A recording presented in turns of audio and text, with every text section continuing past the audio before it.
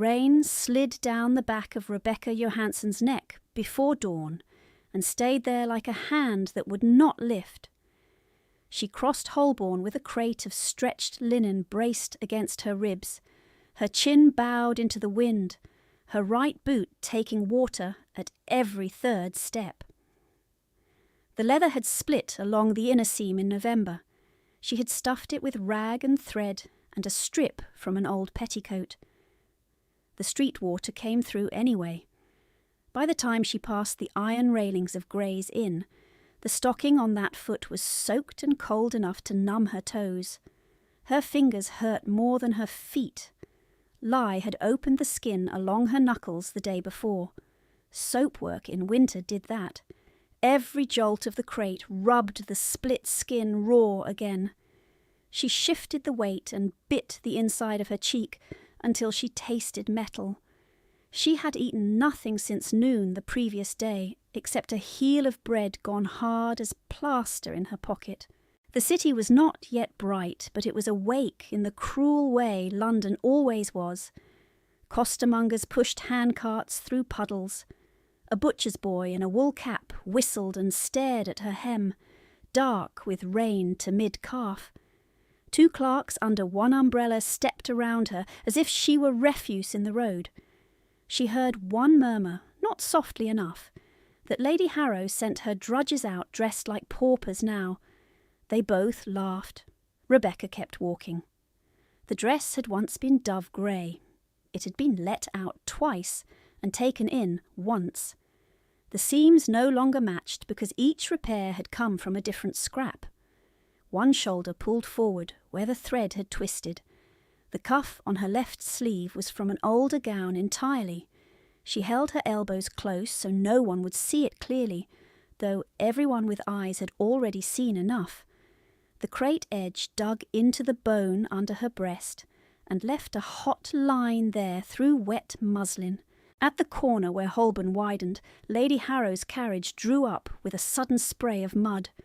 The horses stamped and tossed their heads. The lacquered door opened only a hand's width. Silk rustled inside. Rosewater reached Rebecca even in the rain. Lady Harrow did not step down. She extended one gloved hand, pale kid leather spotless in the weather, and struck Rebecca's shoulder with 2 sharp fingers, as if correcting a servant who had set silver in the wrong place. The blow was not hard enough to bruise by itself. The humiliation did the deeper work. Men under an awning turned to watch.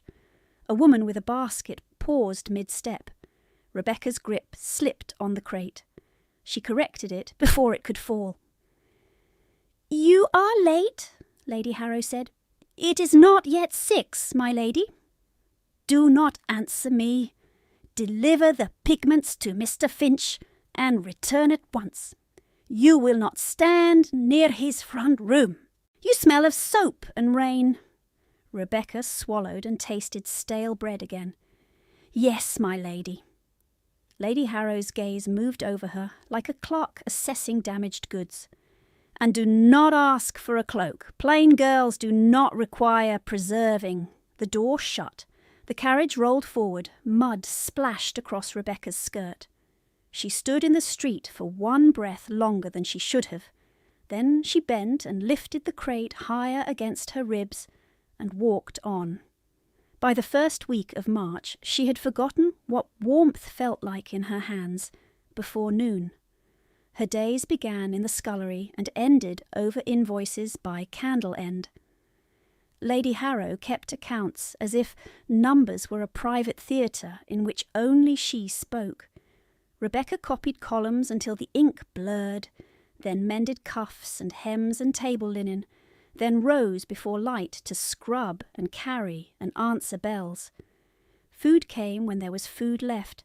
Sleep came when work failed to find her. She had once played scales in the small drawing room her father used for sittings.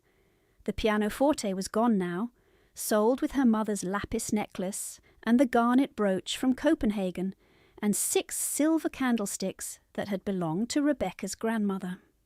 Lady Harrow called the sales prudent management. She called Rebecca's memory ingratitude.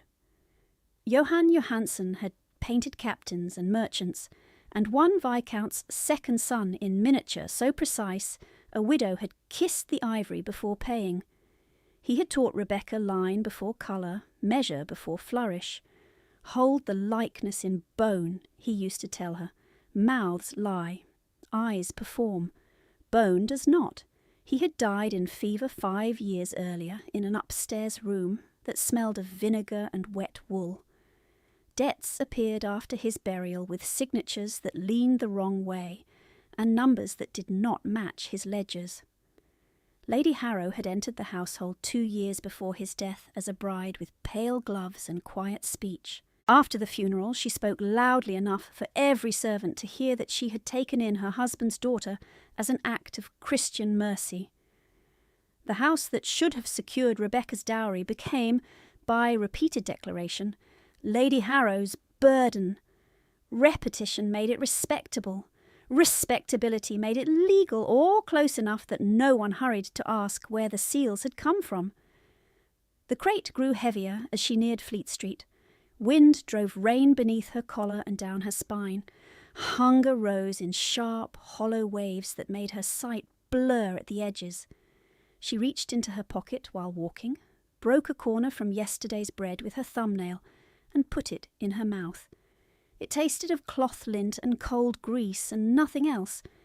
She chewed anyway. It sat in her stomach like a stone dropped in shallow water. Her wrists cramped around the crate handles. She flexed her fingers once, twice, and the knuckles cracked. At Chancery Lane, a footman carrying a parcel glanced at her hands and then away quickly, as if pain were indecent when it belonged to the wrong person. She knew the look. It was easier for strangers to believe she had done this to herself than to imagine a lady had done it for her. She turned into the narrower streets where artists rented upper rooms because north light came steady through tall panes and rent was lower above cobblers. The rain thinned there. Coal smoke settled under the eaves and stung her throat. She passed a print seller hanging caricatures in his window. One showed a woman with enormous teeth devouring coins, while a thin child held out an empty bowl. The print seller laughed at his own arrangement.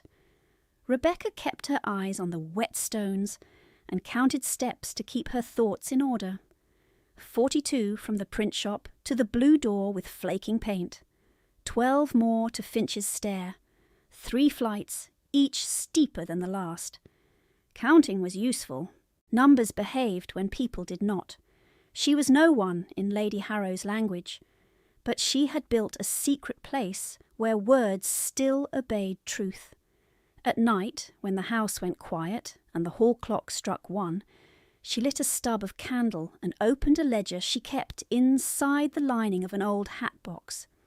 She copied account entries from memory. She copied the hand of Dutch merchants from her father's manuals, so she would remember how forgery revealed itself in haste and pride. She copied parish extracts from registers she had seen with her own eyes when sent to pay fees.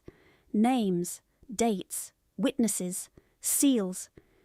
She wrote because paper did not flinch when spoken to plainly.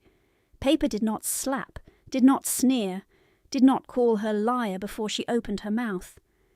Under the same hat box, wrapped in linen, she kept one study of her own face in graphite, not vanity, record. Jawline angled like her father's, nose too straight for Lady Harrow's invented histories, a faint crescent scar behind her left ear from falling against an easel at age 10. If no one named what was true, then she would name it herself and keep it where fire and gossip could not easily reach. At the top landing she stopped to shift the crate. Her shoulders shook once with effort. The door to Finch's studio stood ajar, warm lamplight cutting a long yellow shape across the corridor boards. Voices carried from within, male voices, brisk, educated. The smell met her before the room did. Linseed, turpentine, damp wool steaming by a stove, and the faint mineral tang of ground pigment. It was a better smell than most she knew. Honest work had an odour all its own. She steadied her breath. Her hair had come loose from its pins and stuck wet against her temples. She tucked it back with a sore finger and left a narrow streak of blue from a cracked pigment packet across her thumb. From inside came a laugh she recognised as Lady Harrow's, light and sharp as glass tapped with a spoon. Rebecca's spine drew straight despite the crate's weight. So she was already here. Of course she was. Lady Harrow liked to arrive before orders did, to place herself at the centre of any room where money might change hands. Rebecca stood one moment in the doorway unseen, rainwater dripping from her skirt hem onto the boards, and felt the old calculation begin again. Speak little, look down, carry, return, endure.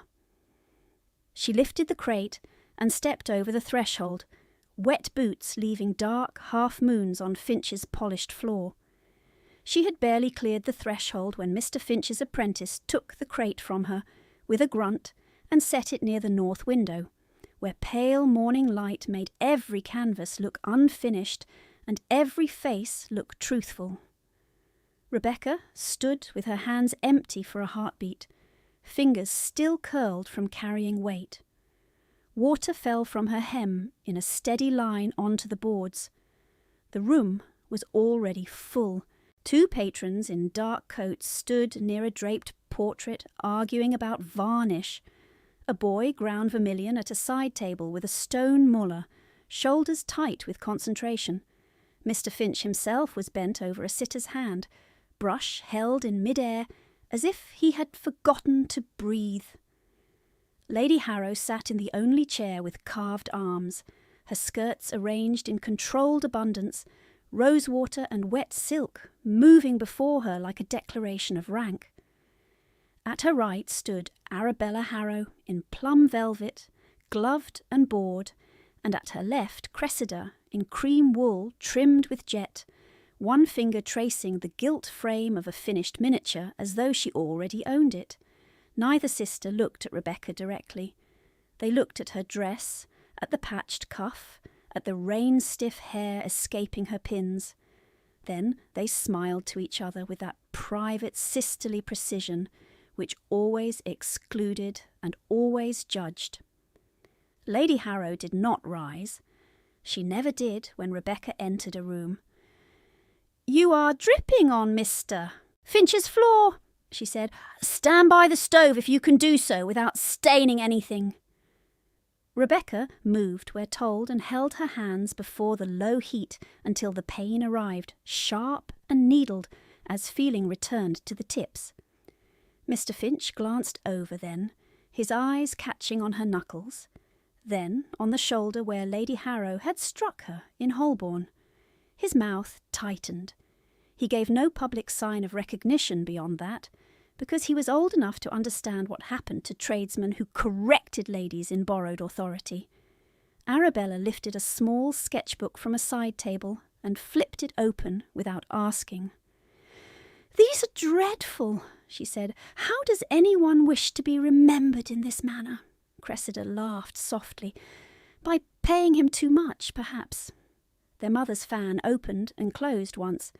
"Girls, do not be vulgar in front of labour." Rebecca looked at the stove grate, at soot and iron and one glowing coal that had split down the middle. Her hunger made her light-headed. Her pride made her stand straight. It had begun with quieter humiliations than this. 5 years earlier, when fever took Johann Johansen in 3 days, Lady Harrow had stood at his bedside in black bombazine and wept with perfect measure. She had sent for broth. She had dismissed servants from the landing so the house would be still. She had touched Rebecca's shoulder and called her poor child where witnesses could hear. After the burial, she took the keys. 1 ring for cellar, 1 ring for desk drawers, 1 ring for the small cabinet in the blue drawing-room where Johann kept signed commissions tied in red ribbon. She said she must protect the household from disorder while grief clouded younger minds. By Michaelmas, she had moved Rebecca from the second-floor chamber with the garden view to a narrow attic room, under the eaves where wind entered through loose putty. By Christmas she had taken inventory of all movable valuables and sold them in parcels too small to attract notice. The lapis necklace first, then the garnet brooch, then the pianoforte, removed by 4 men, while Rebecca was sent to market so she would not witness the scraping of its legs across the hall tiles. She heard the scrape anyway when she returned.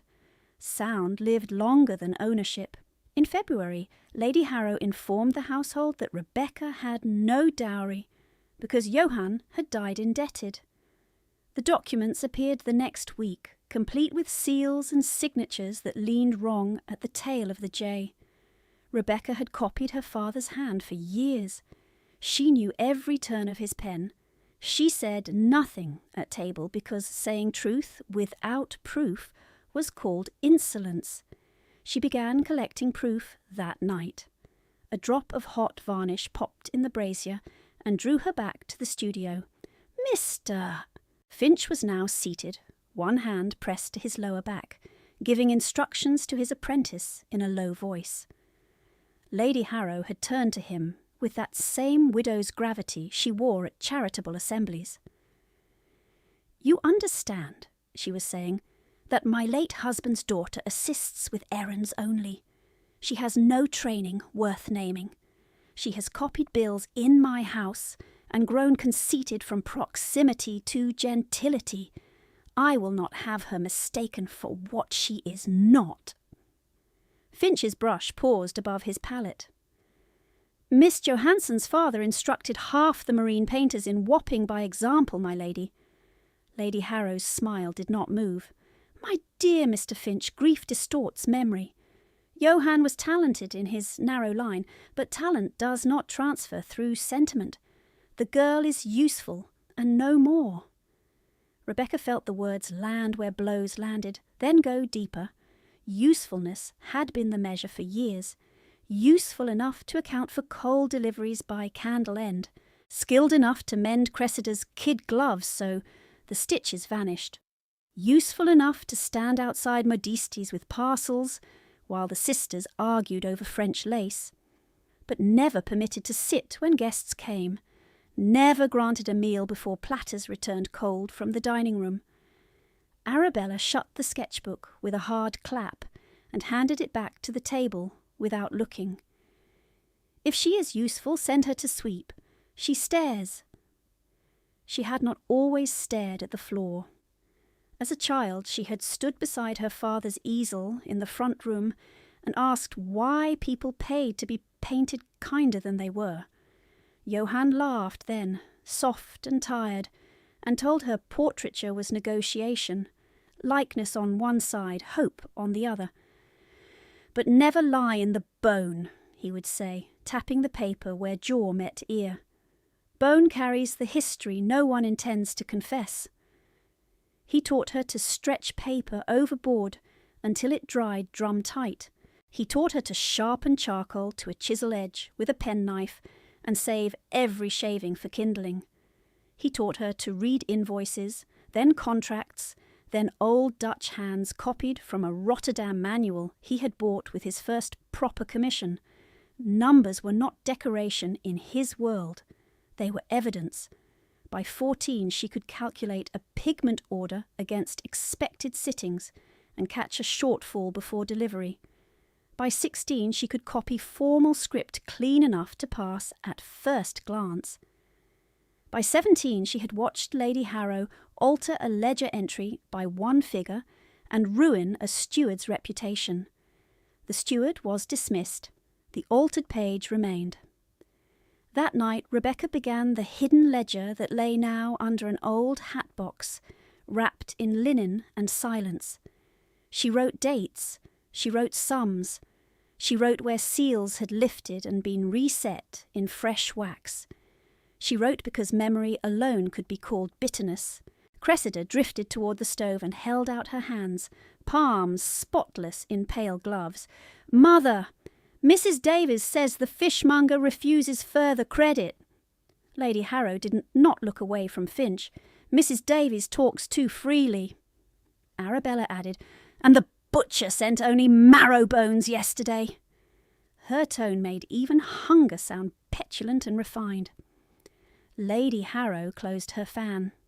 "Then we dine with economy this week. There is no shame in prudence." Rebecca swallowed against an empty stomach that had learned the shape of prudence too well. Prudence meant broth for the sisters, stale crust for her. Prudence meant lamp oil for the drawing-room, no coal in the attic grate.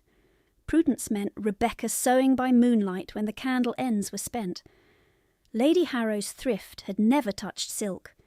It had only touched those who wore mended wool. Finch wiped his brush on rag and rose with care, joints stiff. "If credit is short, my lady, perhaps the estate accounts—" Lady Harrow cut across him gently.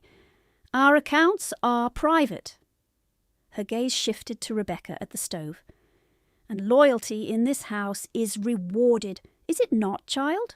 Rebecca met her eyes only briefly. "I have a room, my lady." "You have shelter," Lady Harrow corrected. "Do not confuse shelter with claim." Claim had been the forbidden word. Claim to her mother's books, boxed and sent to unknown buyers. Claim to the walnut desk where Johann drafted letters, now in Lady Harrow's morning room holding scent bottles. Claim to her own surname spoken without pity. Lady Harrow used charity as architecture. She built every conversation so Rebecca appeared at the centre of someone else's mercy. Clergymen heard of a difficult girl supported despite expense. Neighbours heard of debts honoured by a generous widow. Tradesmen heard of delayed payment because of the burden of an ungrateful dependent. By the second winter after Johann's death, even servants repeated it as fact in weary tones. Mrs. Davies still slipped Rebecca an extra potato when she could, but she also said, with eyes on the pot, that gratitude was safer than justice in a house run by signatures. Rebecca learned to bow her head at the right moments. She learned to answer "Yes, my lady," while copying every altered amount in her mind. She learned the cost of speaking too soon. Once, when she contradicted an invented bill in front of Arabella's suitor, Lady Harrow struck her across the mouth with a folded account sheet and called it correction for hysteria. The suitor looked away. Cressida laughed into her glove. Rebecca tasted paper and copper and promised herself she would never again offer truth without ink to pin it down. The studio door opened to a draught of colder air and a pair of porters carrying a rolled backdrop. Street noise bled in and then was shut out. Finch's apprentice began lifting the pigment jars from Rebecca's crate and naming them for inventory. Lead white, Naples yellow, burned umber, smalt, 2 packets ultramarine, 1 cracked. Rebecca stepped forward despite herself. "The crack is in the paper only. The stone is dry." The apprentice looked to Finch, uncertain whether to heed the servant girl. Finch nodded once. "She is right." Lady Harrow's fan clicked shut again, sharper this time. "Rebecca, you are not addressed." The old instinct pressed at her, the one that said silence preserved skin and bread. Another instinct, older, steadier, answered from beneath it. Accuracy mattered even when no one thanked it. She lowered her eyes and said, "My error, my lady." Finch looked from one woman to the other and understood more than was spoken. He had known Johann. He had seen Rebecca at 10 years old, sitting on a stool, feet not touching the floor, holding a mahl stick too large for her hand, and insisting the horizon line was wrong. He had called her stubborn then. He called her careful now, though only in the privacy of his own mind. Arabella wandered to a framed maritime miniature propped near the wall and tilted it toward the light. "This one was father's, was it not?" she asked idly, though she knew very well whose hand had painted it. It showed a brig under storm cloud, every line of rigging precise, every wave controlled without losing force. Johann's work. Lady Harrow's face remained composed. "Sell it," she said. "The buyer from Bloomsbury asked after marine pieces." Rebecca took one step before she could stop herself. "My lady, that is not from stock. That was my father's personal study." The silence that followed was immediate and hard. Cressida turned with interest. Arabella held the miniature farther from Rebecca, as one might hold a ribbon just beyond a child's reach. Lady Harrow rose at last, silk whispering against the chair arms. "Your father left debts. Debts consume sentiment first." Rebecca felt heat move up her throat. His debts were manufactured. She had not meant to speak it aloud. The word hung there, undeniable, once uttered. Finch set down his rag very carefully. The apprentice stopped grinding pigment. Rain tapped at the window glass in thin, fast strokes. Lady Harrow stepped closer until rosewater overpowered linseed oil. Her voice stayed soft. Softness was her preferred instrument in public rooms. "You will apologize to me now, or you will return home and pack your things by dusk. Shelter with conditions, food with conditions, existence with conditions." Rebecca saw the whole structure at once, as she had seen it every day and named only in secret. If she apologized, the miniature was gone, the insult accepted, the pattern unbroken. If she refused, the attic room would vanish, and with it her immediate safety. Her stomach turned not from hunger this time, but from the old fear of open winter and locked doors. Yet beneath fear sat another weight, heavier and calmer. Her father's hand in graphite on teaching sheets, Mrs. Davies pressing a crust into her palm and looking away, her own copied pages, hidden where no one had thought to search. Years of silence had purchased nothing except further silence. She lifted her chin enough to make the words clear. "I will not apologize for naming what is false, my lady." Cressida inhaled sharply. Arabella's mouth parted in pleased surprise, as if conflict were theatre arranged for her amusement.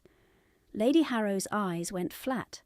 For one instant Rebecca thought the slap would come, here, in front of paint and patrons, and the old man who had once praised her line work. Instead, Lady Harrow smiled, a narrow movement without warmth. "Then you will stand there and remember who feeds you," she said.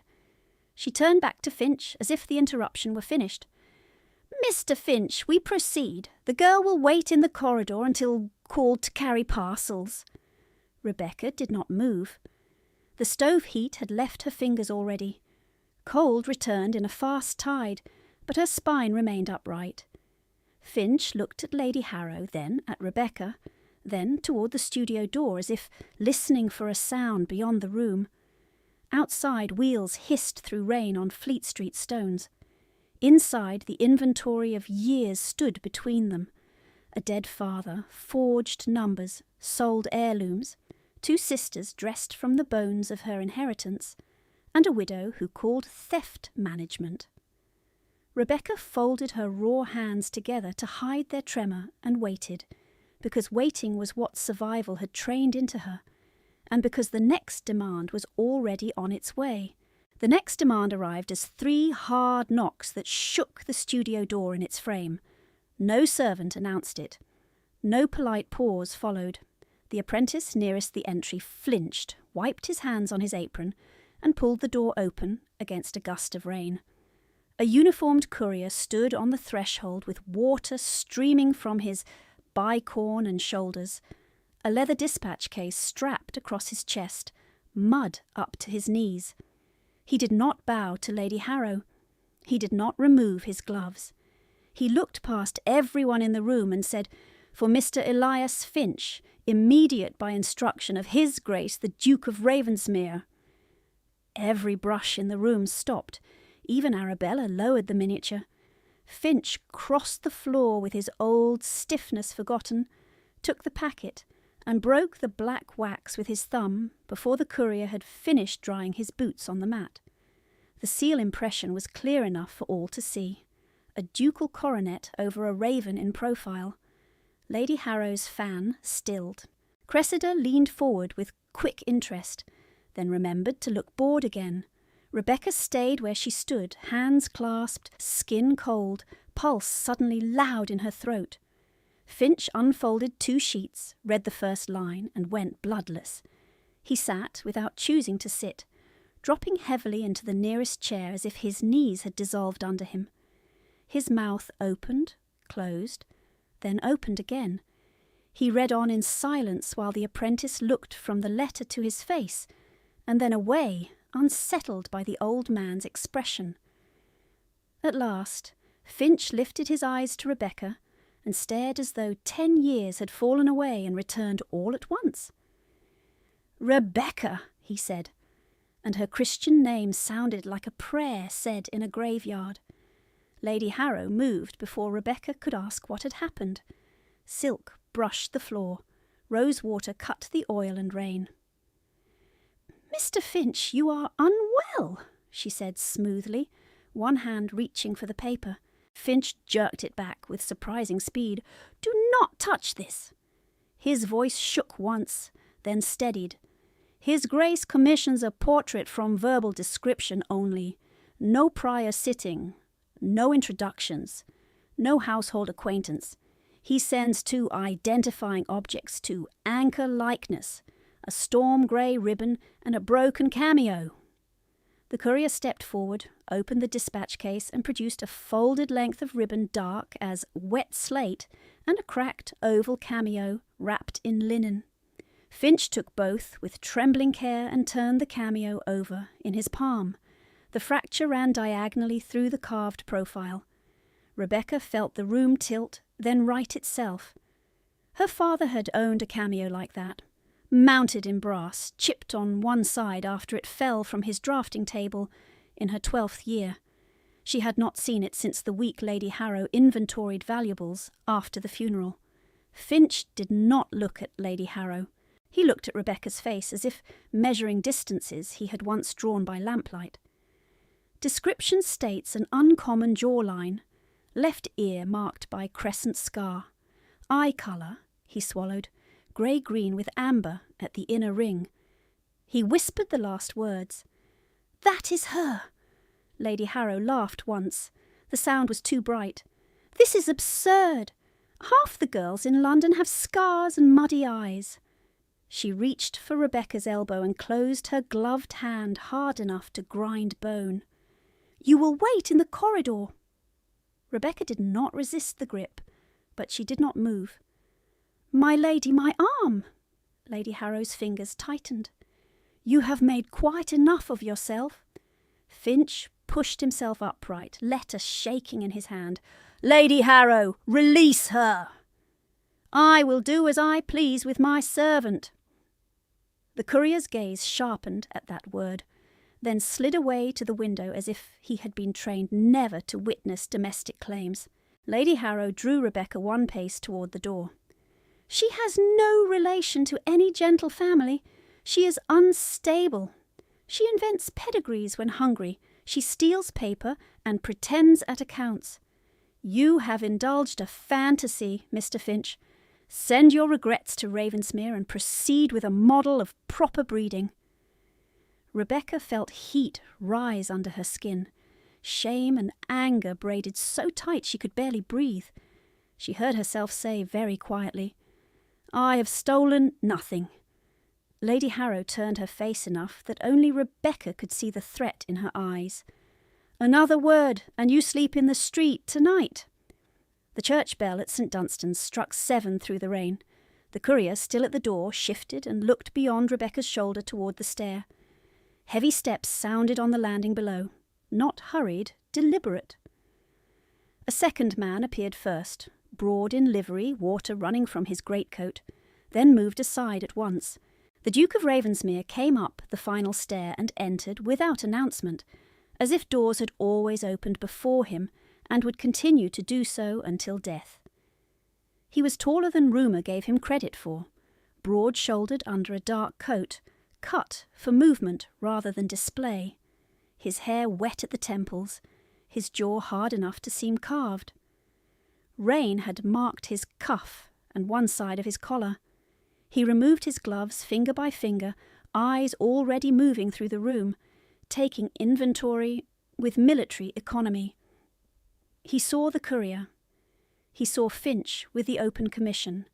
He saw Lady Harrow's hand locked around Rebecca's bruised wrist. He saw Rebecca in her patched grey dress and wet hem, hair escaping its pins, gloves eaten thin at the fingertips, standing as still as a defendant awaiting sentence. Every voice failed at once. Lady Harrow recovered first. She released Rebecca and dropped into a curtsy deep enough to advertise practice. Her daughters followed, velvet and cream bending in elegant sequence. Finch tried to bow and nearly lost balance. The Duke caught his forearm, steadied him, then let go. Rebecca bent last, not from indifference but from the fraction of delay required for breath to return. "Your Grace," Lady Harrow said, smile composed, "what an honour. Had we known you intended to attend in person, I would have ensured proper privacy. This room is crowded with tradesmen." Ravensmere did not answer her immediately. His gaze had returned to Rebecca's wrist, where Lady Harrow's grip had left fresh colour under old yellowing marks. When he spoke, his voice was low and clipped. "Who is she?" Lady Harrow answered before Rebecca could open her mouth. "A dependent in my house. Rebecca Johansen. She has become excitable in recent months. Grief and idleness can do that. We were just sending her out. Rebecca tried formal ground because formal ground was safer. Your Grace, forgive the disorder. I was delivering pigments only." Her own voice sounded strange to her ears, too steady for the force in her chest. Ravensmere stepped once toward her. No haste, no flourish. "Look at me, Miss Johansen." She obeyed because command in that tone invited no alternative. His eyes were not icy, as gossip claimed. They were deep grey, rainwater over stone, sharp with exhausted attention. He took in the split skin on her knuckles, the stain of ultramarine on her thumb, the mended cuff, the damp at her hem, the hollowness under her cheekbones. His nostrils flared once, perhaps at soap and wet wool and hunger. He turned his head a fraction toward Lady Harrow without breaking line of sight with Rebecca. "You said excitable." "She is," Lady Harrow replied lightly, "and fanciful. She mistakes kindness for entitlement. I have kept her from real hardship."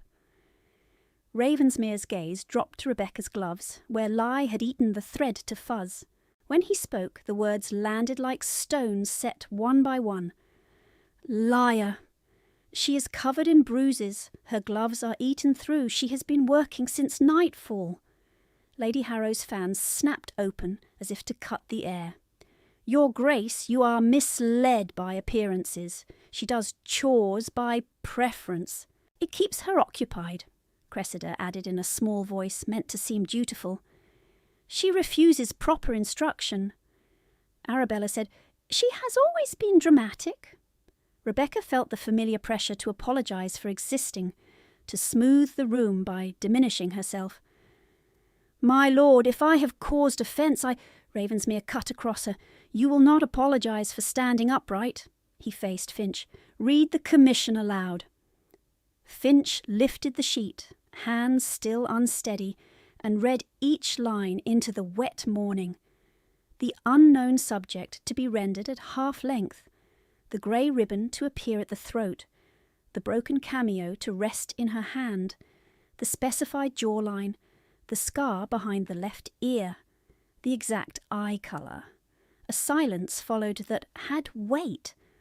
One patron near the draped portrait took 2 small steps backward, suddenly eager to be invisible. Lady Harrow smiled harder. "Clever coincidence. Artists enjoy melodrama. Surely your Grace does not imagine this girl the subject of your whim."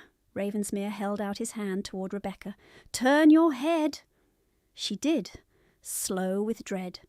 Damp hair clung to her neck, the crescent scar behind her left ear, pale against rain-cooled skin, showed plainly in the north light.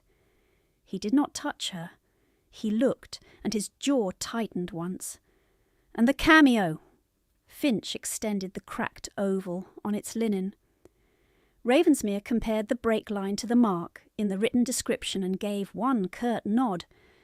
"Matches!" Lady Harrow spoke quickly now, a tremor under the polish.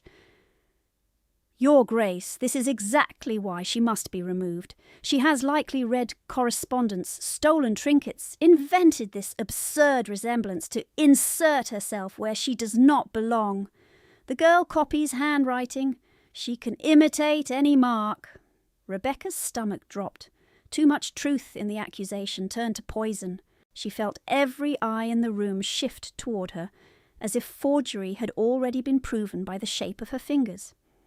"I copy ledgers," she said, voice low, "and old Dutch hands. For practice." Lady Harrow seized the admission. "There, you hear it. She is practised in imitation." Ravensmere's expression did not alter. "Copying is not theft." He looked at Rebecca again. "Did you send anything to Ravensmere House?" "No, Your Grace." "Did you know of this commission before this morning?" "No, Your Grace." "Did you take that cameo?" She met his eyes, throat burning with the old helpless fury. "It was my father's. I did not take it from any house. It vanished after his death." Lady Harrow stepped forward.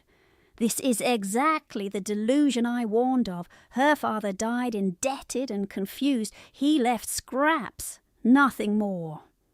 Finch's voice, usually mild, came rough with age and anger. "Johan Johansson left precision. He did not leave confusion." Rain rattled harder against the panes.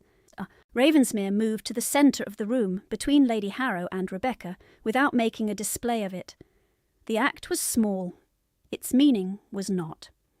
"You will moderate your tone, Lady Harrow," he said. "You stand in a commissioned space under my authority for this sitting." Lady Harrow lifted her chin. "I stand as guardian to a girl with no legal standing. Do you?" He extended his hand for Finch's letter, read the signature line once, then folded it with exact care. "Until proof is reviewed, no person leaves this room under compulsion." His gaze settled on Rebecca's wrist again, then rose. "Miss Johansson will remain."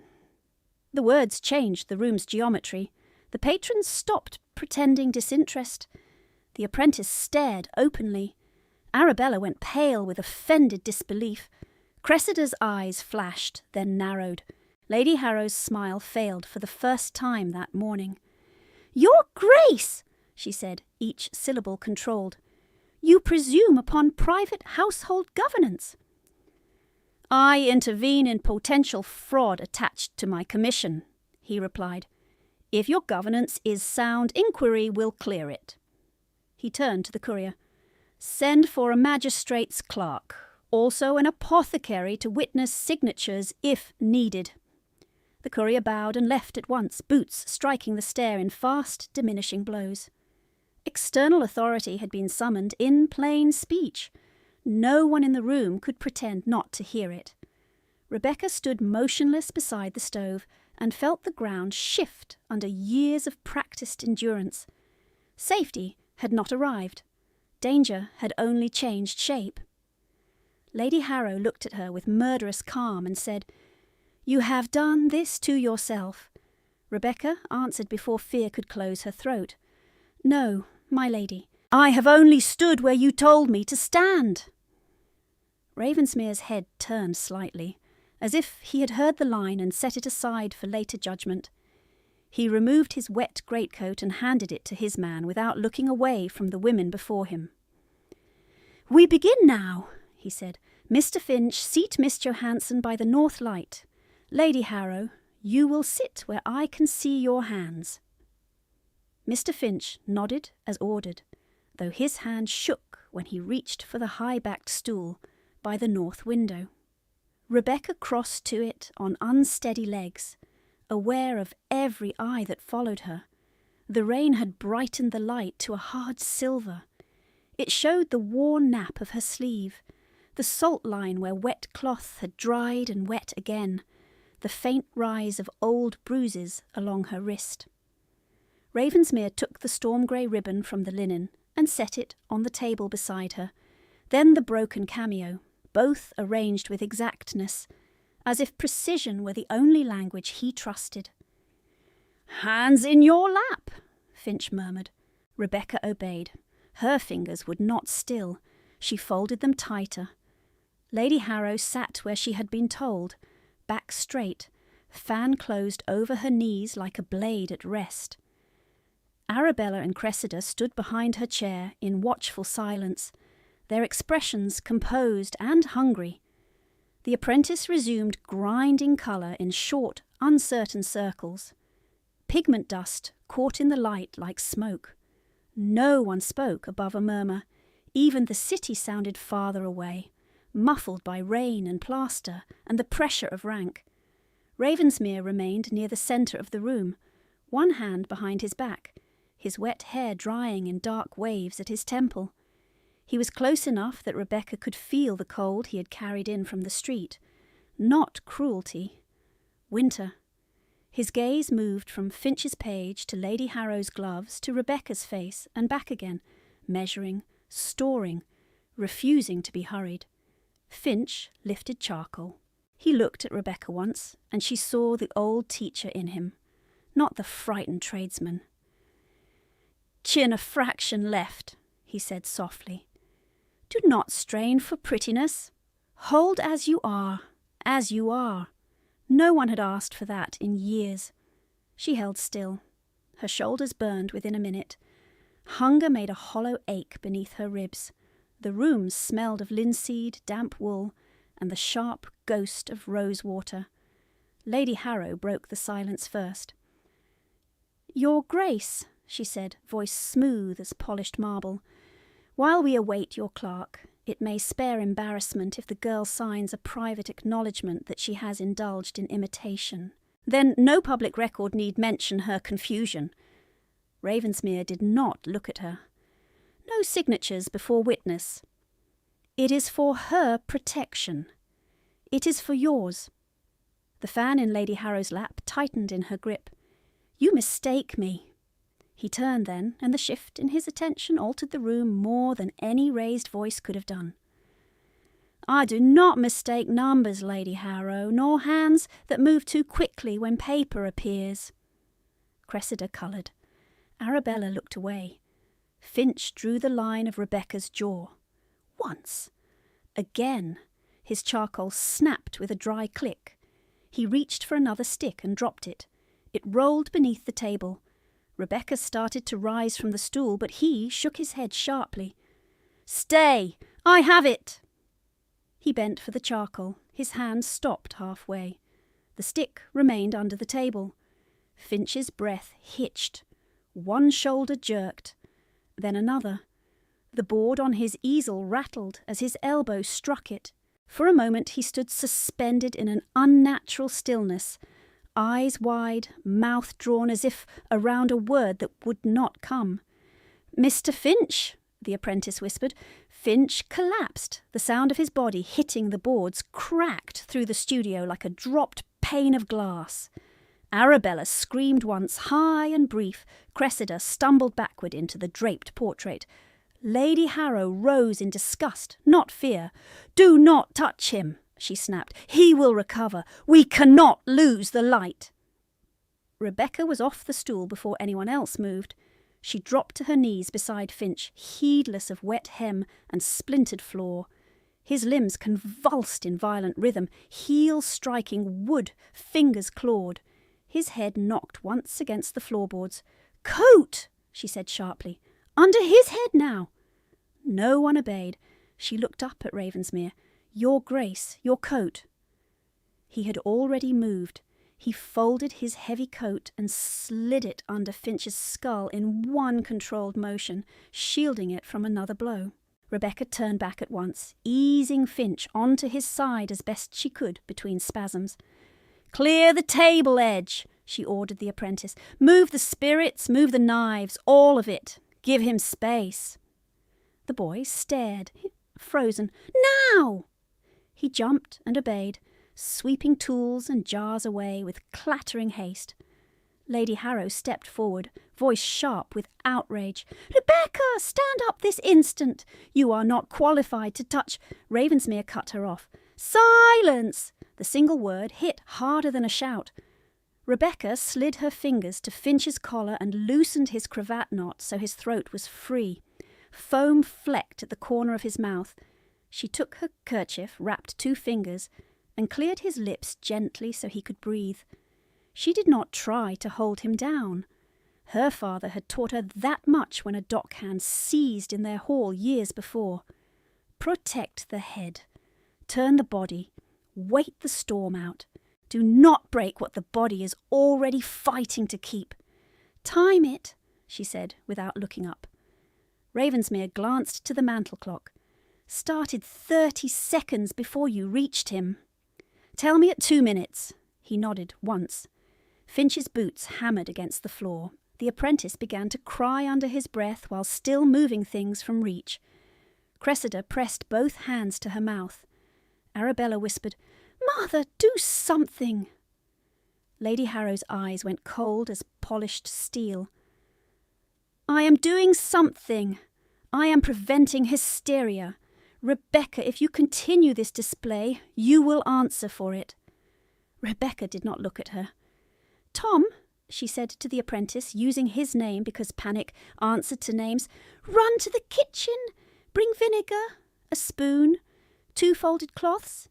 Then send someone for Mr. Hale, the apothecary, on Bell Yard. Say seizure. Say immediate." Tom bolted. Ravensmere said, 2 minutes. The convulsions began to ease, then surged once more, hard enough to pull Finch's shoulder against Rebecca's knee. She braced him, murmuring low, nonsense and reassurance mixed, because hearing sometimes travelled where reason could not. "Easy, sir. You are not alone. Breathe when you can. Easy." By the time Ravensmere said, 3 minutes, the shaking had thinned to tremor. Finch lay slack, breath ragged, skin grey beneath age spots and paint smudges. Rebecca kept him on his side, one hand between his cheek and coat to keep his airway clear. "Do not let him see it yet," she said. "He may seize again." Ravensmere crouched opposite her, heedless of water soaking his trouser knee. "What else?" "Quiet, air, no crowding." He rose and turned to the room. "All but essential hands out." The 2 patrons fled first. Cressida moved next, dragging Arabella with her. They went reluctantly, faces pale. Lady Harrow did not. "I will not be expelled from a hired room by a servant," she said. "You are not essential," Ravensmere replied. Her nostrils flared. "You overstep." His expression did not shift. "Leave, or I request constables in addition to my clerk." For the first time that morning, Lady Harrow misjudged and knew it at once. She gave Rebecca a look of pure promise, slow and poisonous, then swept out with her daughters, and the scent of rose-water torn in her wake. The door shut. The studio exhaled. Tom returned at a run with vinegar and cloths, followed by a kitchen maid clutching a basin. Rebecca dipped one cloth, wiped Finch's brow and neck, then held the vinegar near his nose in brief intervals. Not too close, not too long. His eyelids fluttered. His fingers twitched against the boards. "Sir," she said, steady and near his ear, "if you hear me, blink once." Nothing. She waited, counted 3 breaths, tried again. His lashes moved, 1 blink, then another. Relief struck so sharply she nearly swayed. She set the cloth down before her hands could show it. Ravensmere watched every motion. "You have done this before." "Once," she answered, "at the docks, with my father." He looked at her as if this too belonged on some internal ledger. You did not hesitate. There was no time for fear. A hard line in his jaw eased by a fraction. Not quite a smile. Something rarer. Recognition. Footsteps pounded on the stair. Mr. Hale, the apothecary, entered with a satchel and wet spectacles, breathless from the climb. He took one look and dropped to his knees opposite Rebecca. Fingers to Finch's pulse, then eyelid, then jaw. "Well managed," Hale said quietly. "Who placed him on his side?" "She did," Ravensmere answered. Hale nodded to Rebecca with brisk respect and began his examination. He must rest. No work today, perhaps no work for several days. This is not his first fit. "No," Rebecca said. "His hand trembles before storms." "I have seen it." Hale gave her a sharper look, recalibrating who she was in this room. "Then you have eyes worth keeping." Ravensmere straightened to full height. "Can he speak for legal purposes?" "Not yet. Perhaps by afternoon, if no second seizure comes." "He must not be pressed." Ravensmere inclined his head. "He will not be." Tom hovered near the door, twisting his apron. "My lord, the magistrate's clerk has arrived. He waits below." External authority, then. Not a threat, but a fact. "Bring him up," Ravensmere said. "Quietly." While Tom ran again, Lady Harrow's voice floated faintly from the passage, arguing with someone on the stair in furious, controlled tones. She had not left the building after all. Rebecca closed her eyes once, brief and private, then opened them and adjusted Finch's shoulder so it lay easier. Hale uncorked a draught and looked to her. "Can you support his head?" "Yes." She slid one hand under Finch's neck. Hale trickled medicine between his lips. Finch swallowed with effort, coughed, then breathed more evenly. When the clerk entered, ink case in hand and rein still on his cuffs, he stopped at the sight. An old painter on the floor, an apothecary kneeling, a duke standing guard, and a soaked young woman with split knuckles steadying the patient like a practised nurse. "I am Mr. Pell, clerk to Magistrate Winthrop," he said, uncertainly formal. "I was told there was a dispute over identity and contracts." "There is," Ravensmere said. "You will record what is fit for record and wait for testimony when Mr. Finch can give it." Pell nodded and opened his notebook. His pen scratched. Name, time, place, witnesses. The door opened again without invitation. Lady Harrow returned before anyone could deny her. Chin high, gloves immaculate, a folded document already in her hand. Arabella and Cressida hovered behind like mirrors of her outrage. "This has gone far enough," Lady Harrow said. "The old man is attended. The girl will sign now in front of your clerk and end this indecent spectacle." She advanced 2 steps and thrust the document toward Rebecca, who still knelt on the floor. "Sign that you falsely represented yourself in pursuit of gain, and I may still permit your return." Return the old cage offered as mercy. Rebecca looked up from Finch's ashen face to Lady Harrow's composed one. Her knees ached, her back shook from strain. Hunger gnawed in relentless small bites. Yet the answer came clean. "I will not sign falsehood." Lady Harrow's smile sharpened. "Then sign that you are of unsound mind and under my care. It is kinder than prison." Pell's pen paused over paper. Ravensmere took 1 step forward. Rebecca spoke first. "No." 1 syllable. Thin with fatigue, hard as iron. Lady Harrow leaned closer, dropping her voice to that intimate cruelty she used when she wanted pain without witnesses. "You think his notice will save you? Men of rank tire quickly of troublesome girls." Rebecca rose slowly from the floor, careful not to jostle Finch. When she was standing, she was still shorter than Lady Harrow, still in patched grey, still wet at the hem. She held the older woman's gaze without lowering her own.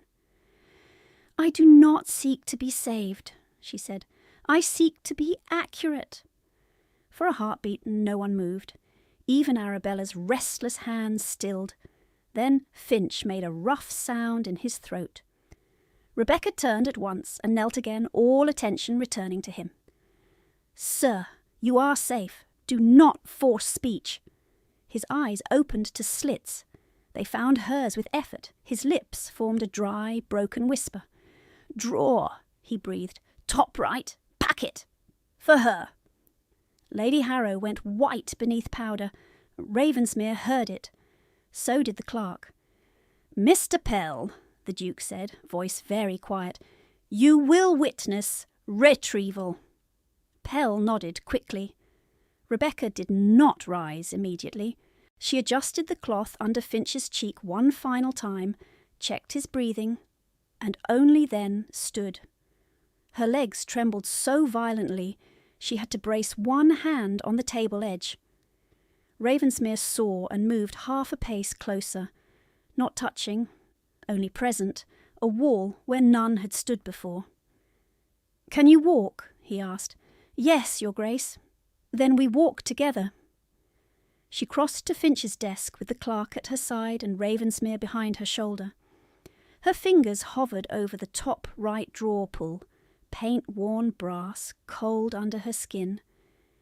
In the silence behind her, she could hear Lady Harrow's breath quicken, could hear rain striking the glass, could hear the scratch of Pell's waiting pen poised above the page. Rebecca opened the drawer.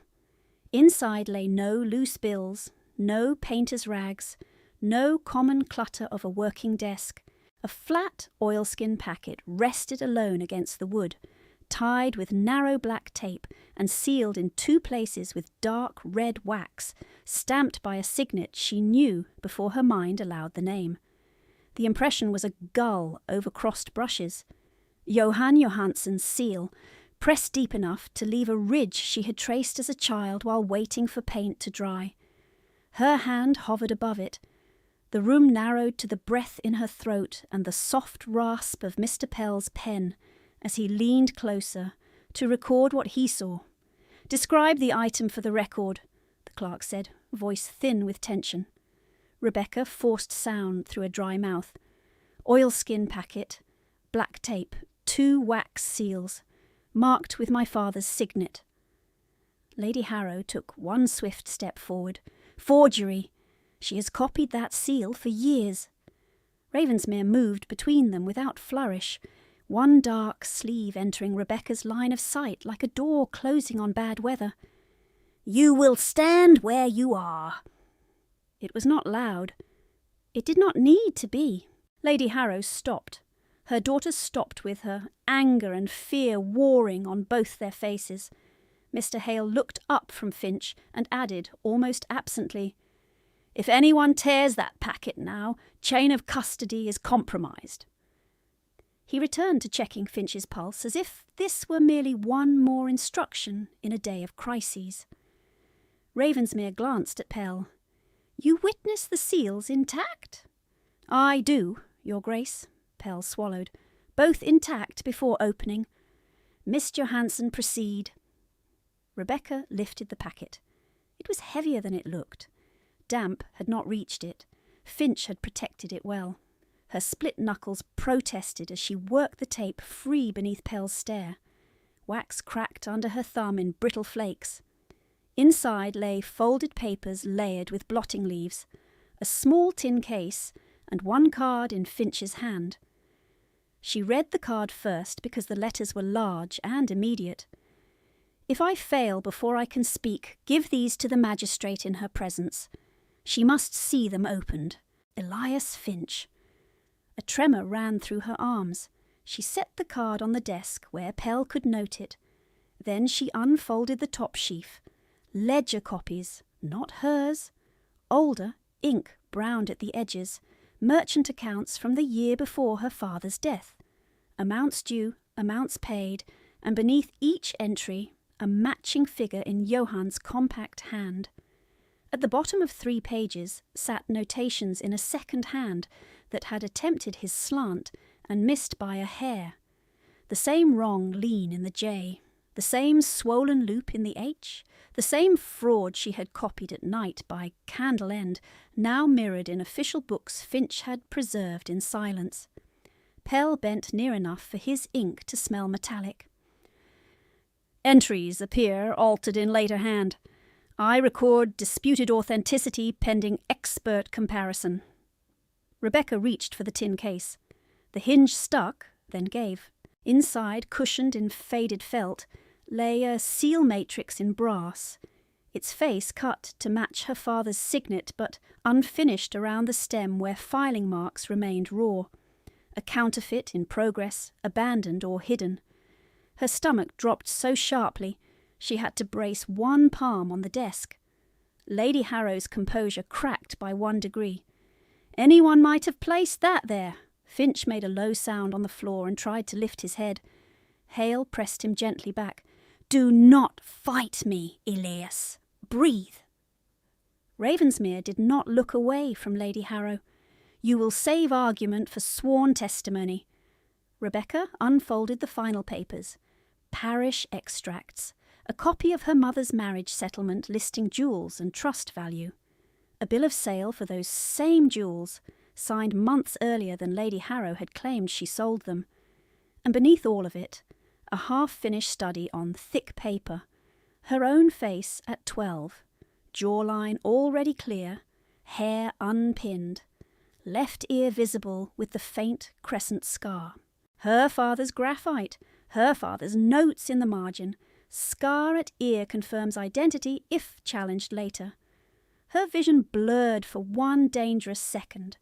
Not tears at first, pure shock. He had known they might challenge her name. He had drawn proof into the margins before fever took him. Pell's pen scratched rapidly. Physical likeness study dated 10 years prior. Annotation regarding identity marker. Arabella whispered, Mother! Cressida seized her arm hard enough to whiten her fingers. Lady Harrow said nothing. Silence from her was more alarming than any outcry. Ravensmere turned toward Pell. These items go directly to Magistrate Winthrop under seal. You will list each page before transport. Pell nodded too quickly. Yes, Your Grace. No private handling, no household custody. Yes, Your Grace. Rebecca set the portrait study down with both hands, careful as prayer. Her fingers had begun to shake in earnest now. Cold climbed under her wet sleeves. The room tilted again, then settled. She became aware of heat at the back of her eyes and the old panic that came when weakness threatened in public view. Not now, not here. Lady Harrow saw it and struck. She performs fragility when cornered, she said to the room, voice sharpened to a courtroom edge. Observe the timing. She has always excelled at collapse when work is required. Rebecca kept her gaze on the papers, because looking at Lady Harrow would cost strength she did not have. Mr. Pell, please note my objection. I deny her claim. Pell glanced between them, startled by the formal precision. Noted! Ravensmere's head turned toward Rebecca, and for the first time since he entered, his voice lowered enough that only those nearest could hear the full weight of it. How long since you ate? She did not answer quickly enough. That was answer enough. He looked at Tom. Bread, broth if available, now. Tom ran before the sentence ended. Lady Harrow gave a dry laugh. Your Grace, you shame us all with theatre. She ate before dawn. Rebecca spoke before she could stop herself. I carried linen before dawn. Ravensmere's eyes moved over her face, then to the hard line of her throat, where she swallowed against emptiness. He said very quietly, I know. It was the first phrase from him that sounded like recognition rather than inquiry. It unsettled her more than command had done. How much had he seen in these few hours? How much had she ceased to hide without meaning to? Finch stirred again. Hale administered another measured sip of draught.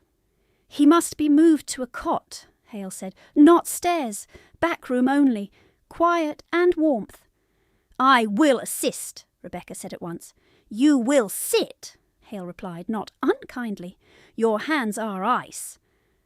I can still hold a patient's head, Ravensmere intervened before argument could form. Mr. Hale directs care. You will obey him. She turned to protest, then stopped at his expression. Not anger. Something harder to refuse. Controlled fear. Tom returned with bread and a chipped bowl of thin broth. Rebecca accepted both because refusal would appear childish under Pell's pen.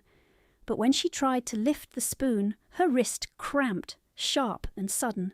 Broth sloshed over her knuckles, hot enough to sting through cracked skin. The pain was clean.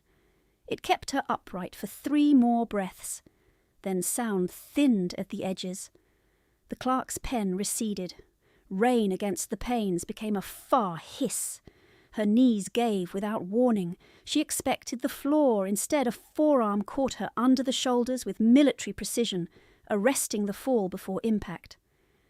Ravensmere bore her weight as if it were nothing, and pivoted so her head did not strike desk or wall. The movement was fast, practised, almost certainly learned in places no drawing-room acknowledged. "Easy," he said, and this command held no steel at all. "I am not fainting," she managed, mortified by the weakness in her own voice. "You are," Hale said briskly, "and if you argue, you will do it horizontally." Ravensmere did not relinquish her until Hale had cleared a narrow cot in Finch's back room, beyond the paint racks and stacked canvases. The space smelled of starch, lamp smoke, and old paper. Someone had once slept there through long commissions. Ravensmere laid her down with the same care he had used for the evidence, then stepped back 1 pace while Hale checked her pulse and pupils.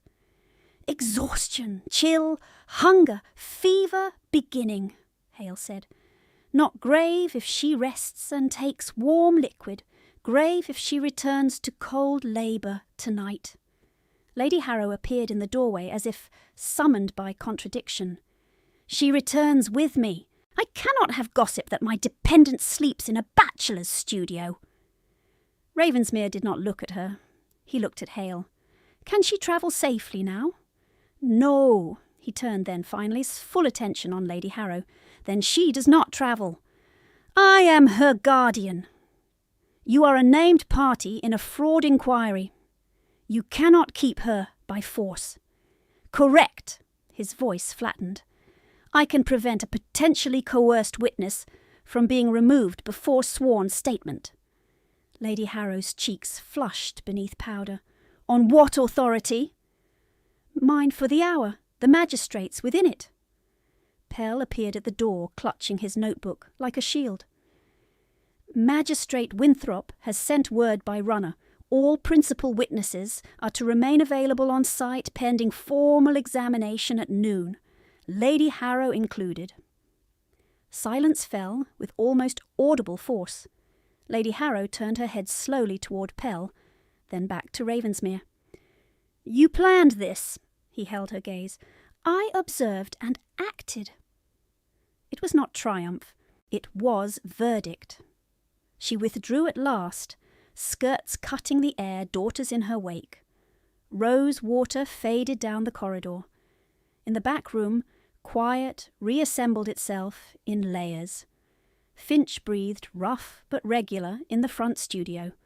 Hale wrote quick instructions for compresses and dosing, then left Tom in charge of boiling water. Pell carried the packet to the main room table and began numbering pages under Ravensmere's watch. Rebecca drifted in and out at the edge of sleep, aware of cold receding by increments as blankets appeared over her legs and a warmed brick wrapped in cloth settled near her feet. She did not see who arranged them. She knew anyway. By late morning the church bells struck 10 through persistent rain. Hale returned once, pressed 2 fingers to her wrist and nodded approval. "Better. Do not rise." He spoke to Ravensmere in a lower voice she still caught because the room was small. "If she wakes clear, offer broth. No questions for an hour. Her body has been borrowing against debt for months." Ravensmere gave one short nod. Understood. Hale left. Then there were only two sounds. Rain on glass. The measured turn of ledger pages in the next room, each sheet lifted and set down by a hand that never rushed. She slept despite herself. Fever pulled dreams apart and stitched them wrong. Her father bent over a desk with no face. Lady Harrow's glove striking her shoulder in Holborn, over and over, in perfect rhythm with the clock, the broken cameo splitting again and again. When she woke, weak sunlight had shifted from silver to pale white. The rain had softened to intermittent taps. Her throat burned. Her skin felt both hot and chilled. She moved her head and saw him. Ravensmere sat in a straight-backed chair beside the cot, coat still damp at the cuffs, hands resting on his knees, unmoving as carved stone. He had not taken wine. He had not eaten. A cup of untouched tea had gone cold on the crate beside him. In the doorway, Tom dozed against the frame, then startled awake at her movement and vanished to fetch fresh broth. Rebecca pushed herself a little higher. "Your Grace." "You are awake. How long?" He looked once to the clock on the shelf, then back to her. 6 hours since Mr. Hale ordered rest." 6 hours. He had remained. No declaration could have startled her more. She swallowed against dryness. "You should not have stayed." "That is not your decision." The old instinct rose. Apologize, minimize. Thank him for scraps and ask nothing. Another instinct, newer and dangerous, held its ground. "You have risked scandal," she said, voice thin but steady. "Why would your Grace do that for me?" The question hung between them, while rain resumed in a soft, steady line against the glass. He did not answer at once. His jaw tightened. A muscle moved near his temple, then stilled. For one long breath, she thought he would retreat behind title and command, close the door he had opened by merely remaining in that chair. Instead, he leaned forward, forearms on his thighs, eyes fixed on hers with a directness that stripped pretense from the room. "Because I asked for a portrait of a woman unknown, and found the only honest person in London." The sentence settled over her like a door barred from the inside. Protection. Unmistakable and irreversible. He stood then, as if the act of saying it had required all the stillness he possessed. "When you can stand, you will give sworn statement to the magistrate. Your documents will be entered. Finch will testify when able. Until judgment, you remain under my protection at Ravensmere House with Mrs. Dallow in the East Wing. Separate rooms, female staff only. No one compels your signature." Tom reappeared with broth and froze at the threshold, sensing the altered air without understanding it. Rebecca looked at Ravensmere and saw for the first time the old grief drawn like a faint scar across his restraint. Not softness, not yet, but no longer indifference. She took the bowl with trembling hands, held his gaze, and answered with the precision he had demanded from everyone else. "I accept shelter," she said, "not silence." His mouth shifted by a fraction, not quite a smile and more significant than one. "Good," he said. "I require testimony, not silence." Tom set the bowl into her hands, and she finished the broth while it was still warm, forcing each swallow past a throat that wanted sleep more than food. Ravensmere did not press her. He watched until the bowl was empty, then handed her water, then turned to the door at the exact moment Mr. Pell appeared with a fresh sheet and ink. "Magistrate Winthrop is below, your Grace. He asks if Miss Johansen can stand for statement." Rebecca set the cup down. "I can stand." Ravensmere gave one short nod. "Then we go now, before Lady Harrow invents a second history." The front studio had been cleared and reordered into a courtroom in miniature. Canvases leaned against the far wall under cloth. A long table stood by the north window. Magistrate Winthrop, spare and iron-grey in a plain dark coat, sat at the centre with Pell at his elbow. 2 constables stood near the stair door, rein on their shoulders. Lady Harrow occupied a chair opposite, rigid as carved ivory, her daughters behind her in strained silence. Mr. Hale remained by Finch, who had been moved to a padded chair and wrapped in blankets, pale but conscious. Winthrop looked first at Rebecca's face, then at her hands, then at Ravensmere. "Proceed." Pell began with the inventory. His voice shook once, then steadied as record took over. 1 oilskin packet, received from drawer top right of Elias Finch desk, witnessed intact. 2 broken wax seals bearing gull over crossed brushes. Contents: ledger copies with disputed alterations. 1 brass seal matrix, unfinished, matching said impression. 1 parish extract set. 1 marriage settlement copy naming trust assets for Rebecca Johansen. 1 bill of sale for jewels dated prior to declared debt event. 1 graphite identity study by Johan Johansen, noting crescent scar behind left ear. 1 storm grey ribbon. 1 broken cameo, diagonal fracture. He placed each item on felt in turn. Winthrop marked them with numbered tags and his own wax. "Chain of custody." "Unbroken since recovery," Pell said. "Held in my sight." "Recorded." Lady Harrow lifted her chin. "A well-staged theatre. Any clever girl may assemble relics." Winthrop did not look at her. "You will speak when addressed." Rebecca took the oath with her palm flat on the table. The wood smelled faintly of turpentine. Her voice was low but clear as she described the account books, the wrong slant in her father's signature, the altered figures, the years of unpaid labour presented publicly as charity. She described the day her mother's jewels were removed, the date claimed, the date proved false in the bill of sale. She did not embellish. She did not weep. She named what happened.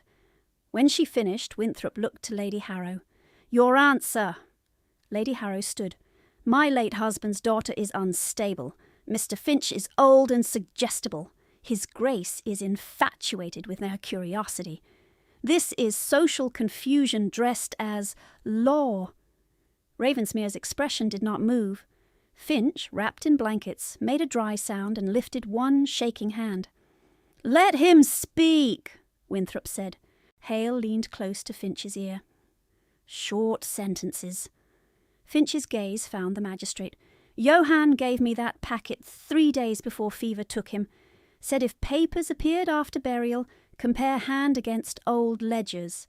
Said if Rebecca was denied name or portion, open only with witness. I was afraid." His mouth trembled with fatigue and shame. "Afraid of losing commissions, afraid of Lady Harrow's reach. I hid it. I should not have hidden it." Winthrop watched him for a long moment. "You are confessing suppression of material evidence." "Yes." "Noted." Arabella made a small involuntary sound behind her mother. Winthrop turned. "Lady Arabella Harrow, step forward." She did, unwillingly. Up close, her powder could not hide the strain in her skin. "I know nothing of ledgers," she said too quickly. "Did you see your mother in possession of the gull signet?" Arabella's eyes flicked to Lady Harrow, then to the constables. "I saw a brass head in her writing box. She said it was scrap from a silversmith." Cressida closed her eyes. Winthrop shifted his gaze. "Lady Cressida." Cressida stepped beside her sister and spoke in a flat voice that sounded like surrender. "Mother had us burn old wax. In the mornings last winter, she said she disliked waste. She practiced impressions on discarded bills. She struck mine hand for asking why the gull was not ours." Lady Harrow half rose. "You ungrateful child!" "Sit," Winthrop said, and 1 constable moved a pace closer. By late afternoon the rain had thinned to mist. A handwriting examiner from Chancery arrived with lenses and thin gloves, compared known samples against disputed pages, and confirmed in careful language what Rebecca had carried in memory for years: primary entries in Johann's hand, subsequent alterations by another writer imitating his forms, signature tails inconsistent, pressure pattern wrong. A seal engraver examined the unfinished matrix and testified it was cut as a copy, not an original commission. Winthrop folded his hands. Interim order. Lady Harrow is removed from all guardianship and financial control concerning Rebecca Johansen, pending formal fraud hearing at Guildhall in 3 days. Accounts frozen, relevant books seized tonight. Miss Johansen is restored provisional legal standing as injured party and witness under protection. No contact without court leave. Lady Harrow stood anyway, silk, whispering with fury. She looked at Rebecca with that same promised cruelty from the studio corridor, but the promise had already gone hollow. This is not finished, Winthrop nodded to the constables. For you, it is enough for tonight. They escorted her out, daughters following in stunned silence, Rosewater fading down the stair. The promised reprisal never came. 3 days later, under high windows in Guildhall, and a sky the colour of pewter, the formal hearing ended before dusk. Finch testified again, stronger. Pell produced his records. Hale confirmed Rebecca's condition on the day of attempted coercion. The examiner and engraver repeated findings under oath. Mrs. Davies, summoned from Harrow House with trembling hands, brought the original household key ledger and identified the dates of jewel removals and false debt notices. Lady Harrow was convicted of fraud, forgery, and coercive misrepresentation. Her control over Rebecca's person and property was struck down in full. Restitution was ordered from seized accounts and sale proceeds traceable to the trust assets. Publicly, plainly, the court named Rebecca Johansen, lawful heir to her mother's dowry portion, and acknowledged daughter of Johann Johansen without encumbrance. When the clerk read the final order, Rebecca kept her spine straight and her hands still on the railing until the courtroom emptied. Then she touched the edge of the paper once, as if to test whether truth could be physical. At Chancery the next morning, she signed the Restoration Register in black ink. Her name looked strange, written without fear beside it. Ravensmere stood 2 paces back and spoke only when the final seal cooled. Your rooms at Ravensmere House remain available as long as required. She turned to him in the corridor where light fell through high glass. I will not return to Harrow House. You will not. I will not exchange one guardian for another. His jaw tightened, then eased. State your terms. She did. She spoke them as she had spoken evidence, direct, numbered, non-negotiable. If I marry, I retain legal control of my dowry and any income from my own work. I keep a separate studio in London under my name. No signature is taken from me in private. No household discipline by force. Mrs. Dallow remains mistress of my rooms. Mr. Finch receives a pension for life from my restored funds and yours jointly, if he consents. Tom is apprenticed properly if he wishes. Mrs. Davies is offered safe placement away from Harrow influence. Ravensmere listened without interruption. When she finished, he said, Add 1 term. She waited. You may refuse me now with no penalty. The line struck deeper than any vow she had expected. She held his gaze. And if I do not refuse, then I offer marriage as partnership, not rescue, not purchase. A contract between 2 witnesses who prefer facts to performance. Silence stood between them, not empty this time. Measured, chosen. I accept, she said. On the written terms. On the written terms, he replied. Their wedding was quiet, attended by Finch in a new dark coat, and Mrs. Davy's in borrowed blue silk, with her eyes bright and unsmiling in the way of women who had survived too much to trust joy quickly. No one called Rebecca dependent. No one spoke of charity. By the second week of April, sunlight stood full across Finch's north window for the first time that season. The studio floor had been repaired where he fell. The stove burned clean. Tom, now properly indentured with papers lodged at parish office, ground pigment at a steady pace and did not cry when voices rose. Rebecca sat for the portrait in daylight, not hidden, not seized, not named by others first. She wore a simple gown of deep grey wool. The storm grey ribbon lay at her throat because she chose it. The broken cameo rested in her right hand, fracture visible, history acknowledged instead of concealed. Ravensmere stood by the far wall in quiet stillness, speaking only once when Finch asked if the pose should soften. "No," the Duke said, "as she is." Finch smiled with one side of his mouth and returned to the canvas. "As she is, then." When he laid the final strokes along Rebecca's jaw and the pale crescent behind her left ear, he stepped back and lowered his brush. The first portrait the Duke had commissioned of a woman no one had met was finished at last with her consent, her name restored beneath it, and the truth fixed in paint where no hand could alter it again.